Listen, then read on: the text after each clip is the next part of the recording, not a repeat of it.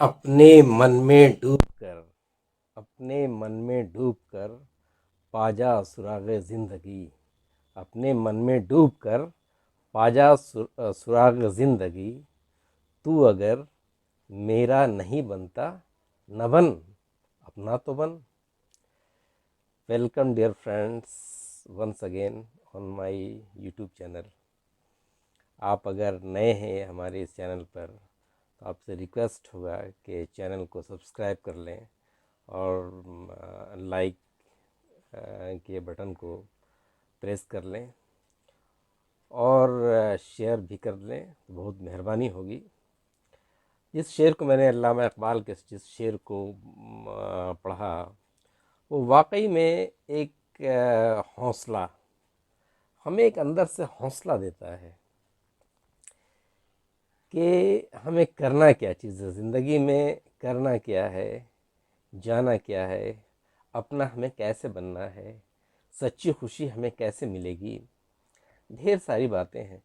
इससे जुड़ी हुई एक कहानी हम आपके साथ शेयर करना चाहेंगे जो सही मानों में ज़िंदगी की जिस उम्र को हम लोग पहुंच गए हैं, इसमें सबसे बड़ी जो तलाश होती है, एक तो ज़रिया माश की तलाश है। ज़रिया माश की तलाश ऐसी भी है जिसमें हमें सच्ची खुशी मिल पाए, हम अंदर से खुश हो पाए। खुशी कोई ऐसी चीज़ होती नहीं जो किसी दुकान में या किसी मार्केट में आसानी से मिल जाए। ये बिल्कुल हमारे और आपके सीने में मौजूद है। जब चाहेंगे हम इसका इस्तेमाल आसानी से कर सकते हैं।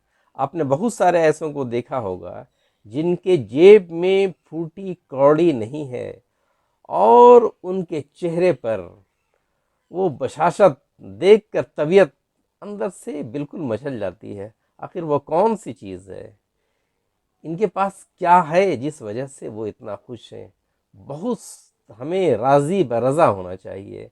जो अल्लाह की मर्ज़ी है उसमें अगर हमारी मर्ज़ी शामिल हाल होगी, हमेशा ज़िंदगी में हम खुश रह पाएंगे। ये छोटा सा मंत्र, छोटी सी कहानी हम इसमें अटैच करना चाहेंगे। एक सेठ जी थे, उनके यहाँ एक उनका नौकर वो काम करता था। काफ़ी ट्रस्टेड वो नौकर था। वो हमेशा उनका वो अपनी ड्यूटी को पंक्चुअलिटी के साथ निभाया करता था। सुबह होती थी, दुकान खोला करता था और दिन भर ग्राहकों के साथ और जितने भी ख़रीदारों के साथ उसका मामला जो है, उसको पेश आने का तरीक़ा जो है, ज़रा सा भी उसके जबीं पर कोई टेंशन नहीं हुआ करता था। इवन है कि जब दुकान बंद होने का वक्त आता था, हम और आपके साथ क्या होता है कि जब किसी ऑफिस में या कहीं भी किसी भी चीज़ में अगर हम काम करते हैं, खा वो मर्द हो या औरत हो, वापस घर पर जाते हैं तो पता नहीं किस वजह से, उस थकावट की वजह से क्या गुस्सा लगता है कि अंदर में भरा पड़ा होता है। लेकिन सेठ जी जब अपने उस नौकर को देखा करते थे, छुट्टी के टाइम भी चेहरे पर उसके वही बशाशत थी, वो होती थी जो शुभ में हुआ करती थी। एक दिन का वाक़या है कि वो उनका नौकर, सेठ जी का नौकर उनके दुकान पर आया नहीं, कोई इन्फॉर्मेशन नहीं। अब सोचिए, जो इतना ट्रस्ट वर्दी उनका सर्वेंट था और उनके पास किसी भी तरह का कोई इन्फॉर्मेशन नहीं है और अचानक दुकान से गायब हो गया वो।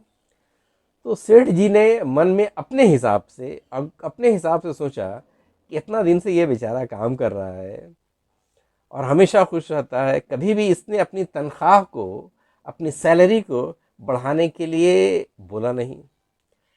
खैर वो नेक्स्ट डे जब वो आया तो सेठ जी ने उसको बुला के अपने पास कहा कि आज से हम तुम्हारी तनख्वाह में मज़ीद रुपए का इजाफा कर देंगे, बढ़ी हुई तनख्वाह तुमको अगले महीने हम दे देंगे।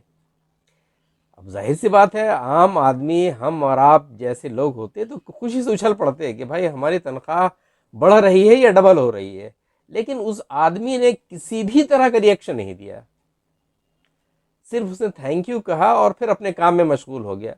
सेठ जी को यह बात थोड़ा नागवार कहीं ना कहीं चुभी कि भाई हमने तो इसकी तनख्वाह को बढ़ाकर एक बहुत बड़ा एहसान इसके ऊपर किया है और इसने किसी भी तरह का कोई जवाब नहीं दिया। वैसे वैसे ही खुश, न चेहरा में किसी भी तरह की वो हद से ज़्यादा खुश हो गए या हद से ज़्यादा वो डिप्रेशन में चले गए, या चेहरे किसी भी तरह की नहीं। उसने ज़रा सा भी अपनी एक होती है ना बहुत ज़्यादा एक्स्ट्रा शो करने का कुछ भी नहीं किया उसने। वक्त खैर गुजरता गया। फिर कुछ दिनों के बाद, एक दो महीना के बाद, फिर एक ऐसा मौका आया कि फिर उसके सर्वेंट ने, वही सर्वेंट जिसकी तनख्वाह सेठ जी ने खुश होकर बढ़ा दिया था, उसके वर्किंग एटीट्यूड से और उसके अखलाक की वजह से फिर वो गायब हो गया। तो सेठ जी को इस बार जो है काफ़ी गुस्सा आया। उन्होंने सोचा कि जाने से पहले कम से कम हमें तो बता देता ये कि भाई हम जा रहे हैं और आएंगे या नहीं आएंगे। इसने मन ही, सेठ जी ने मन ही मन कर लिया कि ठीक है उसको आने दो, इसकी जो तनख्वाह मैंने बढ़ाई थी ना उस तनख्वाह को वापस काट लेंगे। तो सेठ जी ने अपने हिसाब से चीज़ों को सही सोचा। जब वो आया, 2 दिन के बाद आया, सेठ जी ने उसको अपने पास बुलाया और बुला के तल्ख लहजे में कहा कि मैंने जो तुम्हारी तनख्वाह अगले महीने जो बढ़ाई थी उसको आज के बाद से ख़त्म कर रहे हैं। तुमको वही तनख्वाह मिलेगी जो बढ़ी हुई तनख्वाह के पहले मिला करती थी। उसने कहा थैंक यू। कोई रिएक्शन नहीं, किसी भी तरह का रिमोर्स नहीं। सेठ जी को फिर ये बात अजीब तरह की लगी कि एक बार तो मैंने इसकी तनख्वाह को बढ़ाया, रिएक्शन बिल्कुल नॉर्मल।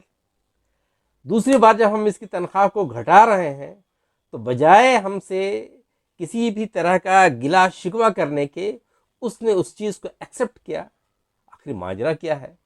जाहिर सी बात है, खुशी खुशी तो ऐसी चीज़ है ये जो हम और आपके बिल्कुल अंदर रहती है। हम लोग अगर चाहें तो दिन भर खुश रह सकते हैं। खुशी का ये मतलब नहीं होती है कि हर वक्त उछल रहे हैं, कूद रहे हैं खुशी को चेहरे से। मीन सेटिस्फाइड रह सकते हैं, ये हमारे हाथ में है। सेठ जी को ये बात बहुत अंदर से चुभ रही थी कि आखिर ये वजह क्या है। दुकान बंद होने का जब वक्त आया, सेठ जी ने उसे अपने उस सर्वेंट को अपने पास बुलाया और उससे पूछा कि अच्छा ये बताओ कि जब तुम पहली बार तुमने नागा किया और हमने तुम्हारी तनख्वाह को बढ़ा दिया, लेकिन तुमने ना शुक्रिया का वो अल्फाज ना खुशी का कुछ इजहार किया, आखिर बात थी क्या? और आज जब हम तुम्हारी बढ़ी हुई तनख्वाह को काट के वापस उस तनख्वाह पर ले जा रहे हैं जहां जो पहले तुम्हें मिला करती थी, तब भी तुम ज़रा सा भी गिला शिकवा कुछ नहीं कर रहे हो, बिल्कुल खुश हो। आखिर वजह क्या चीज़ है? इस इसके बाद की जो लाइन को ने, डियर फ्रेंड्स, हम लोगों के लिए बहुत ही काम की है। बहुत गौर से सुनने की और समझने की और अमल करने की ज़रूरत है। उसके सर्वेंट ने कहा कि जब हम फर्स्ट डे नहीं आए थे तो हमारे घर में नए बच्चे की पैदाइश हुई थी और हम लोग काफ़ी खुश थे। इसी खुशी की वजह कर हम नहीं आए, चूँकि एक अल्लाह ने, ऊपर वाले ने हमें एक बेटा से नवाजा था। और जब हम दुकान आए सेकंड डे, आपने कहा कि 500 रुपये हम तुमको, या जितना भी हम तुमको सैलरी तुम्हारी बढ़ा देते हैं। मैंने मन में सोचा कि अभी बच्चा दुनिया में आया है और ऊपर वाले ने उसके खाने पीने सब कुछ का इंतज़ाम कर दिया है, तो आपने उसको जो पैसा बढ़ाया हमने उसको इस अंदाज में लिया। सेठ जी ने कहा और दूसरी बार जब तुमने नागा किया तो उसके उनके सेठ जी के नौकर ने कहा कि दूसरी बार जब मैंने नागा किया तो हमारी दादी इंतकाल कर चुकी थी, वो दुनिया से रहलत कर चुकी थी, एक्सपायर कर चुकी थी, इसलिए हम 2 दिन नहीं आए। और जब आने के बाद जब आप गुस्सा हुए और आपने कहा कि अब हम तुम्हारी बढ़ी हुई तनख्वाह को नहीं देंगे, वो तनख्वाह देंगे जो तुम्हें पहले मिला करती थी, मैंने सोचा कि ठीक है इसमें अल्लाह की मर्ज़ी होगी। दादी तो दुनिया से चली गई, तो उनका जाहिर सी बात है उनका रिस्क आपने काट लिया, इसीलिए ज़रा सा भी मलाल नहीं हुआ। वाह रे वो शख्स! ये छोटी सी कहानी, बिल्कुल छोटी सी कहानी, कितना बड़ा सबक हम सबों को वो दे जाती है। मीन्स हर हालत में हर सर्कमस्टांसेस में हमें खुश रहना है, खुशी की वजह ढूंढनी है और अल्लाह का, अपने परवरदिगार का हमें शुक्रगुजार होना है। ये छोटी सी कहानी कितना बड़ा लेसन हमें दे रही है कि ज़िंदगी में उतार चढ़ाव तो आएंगे ही आएंगे, अब उसको अपने हिसाब से ढालना है। अगर हम खुशी ढूंढना चाहेंगे तो खुशी हमें हर जगह मिलेगी। अगर हम खुश नहीं रहना चाहेंगे तो दुनिया में आसाइश की सारी चीज़ें मुहैया होंगी, लेकिन फिर भी हम खुश नहीं रह पाएंगे। Thank thank you, thank you so much my dear friends. Have a nice day.